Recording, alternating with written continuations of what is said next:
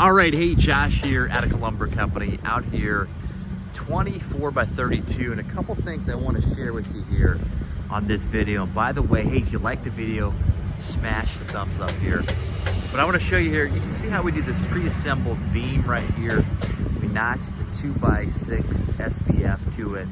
That way we can move out then when we're setting that up on the half truss. But you see that right there. I'm going to stand back, that way the audio is a little bit more clear.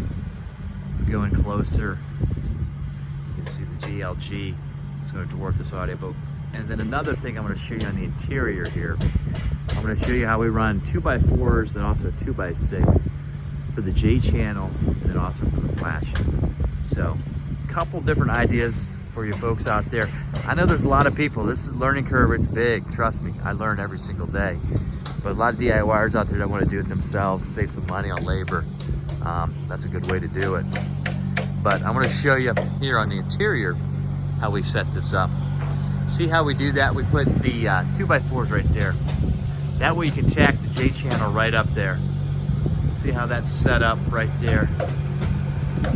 2x4s. See a double run right there. And then up top right there as well. You see you got the top beam header, but below that, see that double run right there, 2x6 and 2x4.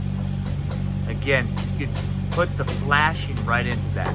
So it may seem like a minor detail, but again, the minor details will help you out there as far as doing it yourself. So there you go. There's a little tip there.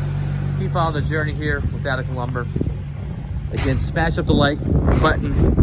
Give us your feedback, comments, always welcome, good or bad. So, until the next episode, keep it locked, loaded right here. Attica Lumber since 1925. AtticaLumber.com.